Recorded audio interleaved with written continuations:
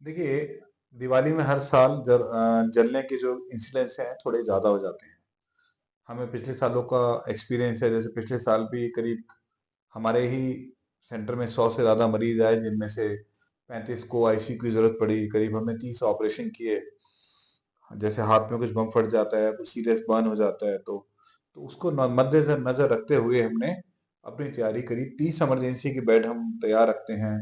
करीब 3 गुना डॉक्टर हम तैनात करते हैं, डबल नर्सेस, टेक्नीशियंस, और जितना तमाम स्टाफ है उसको हम छुट्टी उसकी अ, ये बोल सकते हैं कि मोटे तौर पे कैंसिल कर देते हैं, जिससे कि सब लोग दिवाली पे इलाज करने के लिए अवेलेबल हों।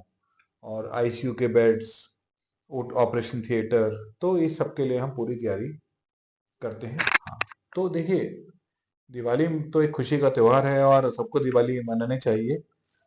लेकिन कुछ कॉमन चीज़ें हैं जिनकी वजह से हमारे पास ज़्यादा विक्टिम आते हैं। स्पेसिफिकली जब कोई बच्चे अनसुपरवाइज तरीके से या कुछ चीज़ों को मिला के कुछ पटाखा बनाने की कोशिश करते हैं, तो ऐसे आज से ज़्यादा होते हैं।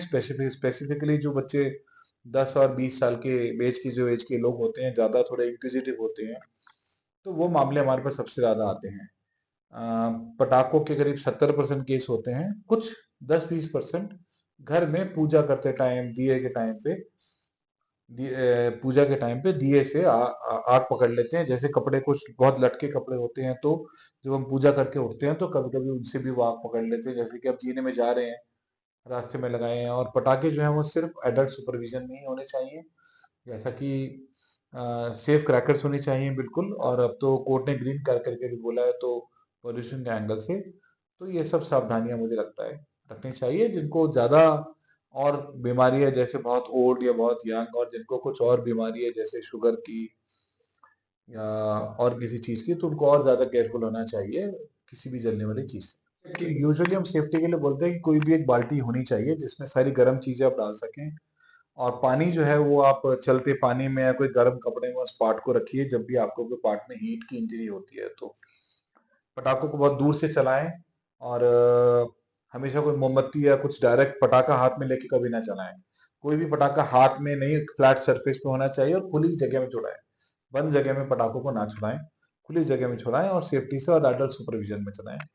फर्स्ट एड के नाम पे सिर्फ हम जो है वो ये बोलते हैं कि आप जो बर्न की हीट है उससे डैमेज ना हो, इसलिए आप नॉर्मल पीने का जो पानी है नॉर्मल टेम्परेचर पे उसमें या चलते हुए नल में अपने हाथ को रखें। तो ये बताता है कि मैं पटाखे जला रहा था, मेरा ध्यान इधर चूक गया, या मेरा ध्यान इधर था, या पीछे से कुछ चीज आ गई, या अचानक से पटाखे ने तेजी से आग पकड़ ली बिना उसके, या कोई पटाखा था जिसमें कि कोई बम का कोई मतलब ही नहीं था लेकिन वो फट गया। जैसे पटाखे जो है अनार है सपोज करो, आपको आप सोचते हो कि पास से जाते हो कि फटेगा नहीं, और अगर ऐसा पटाखा अनएक्सपेक्टेड मिसफायर जिसे बोलते हैं वो, तो अगर मिसफायर हो जाता है तो वो भी केसेस काफी आते हैं।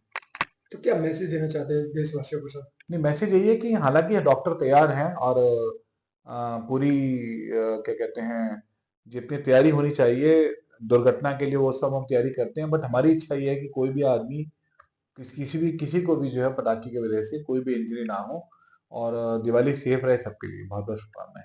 क्या चलिए, बोलना बात है? करने के लिए शुक्रिया डॉक्टर साहब। तो हमारे साथ में डॉक्टर मनीष जी सिंघल जी थे, और इनकी जो बताई महत्वपूर्ण है वो हर एक को सुननी और देखनी चाहिए कि किस तरीके से अब जो पटाखे अगर हम खुशियों के साथ छोड़ रहे हैं तो सावधानी के साथ